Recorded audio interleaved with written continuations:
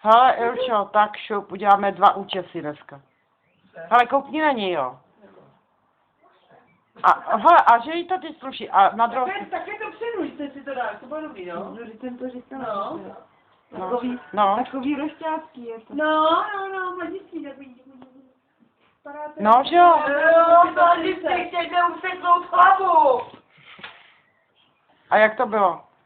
Se tady vytahovala jako maleckou postavu. Já říkám, no, což postava by byla dobrá, akorát useknout tu hlavu.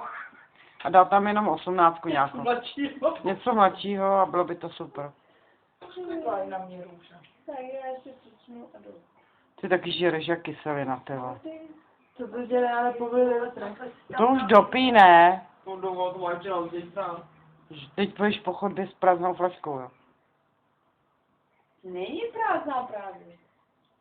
Jo, není, no. Já jsem tam neviděla přes ty skleničky. Upadne ten boharek.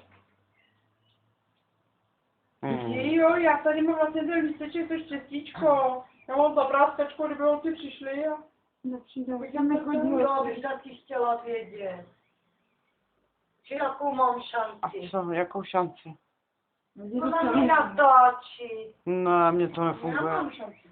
Já tady budu psát SMS. Mně to nefunguje.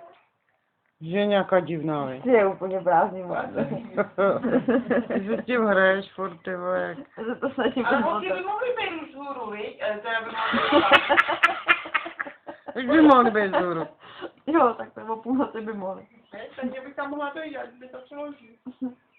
Telefon, já už čtu telefon. Mě budou preparovat, vole, to vím. Trefí vás. Mě trefí. Je to riskovat. No. Jo.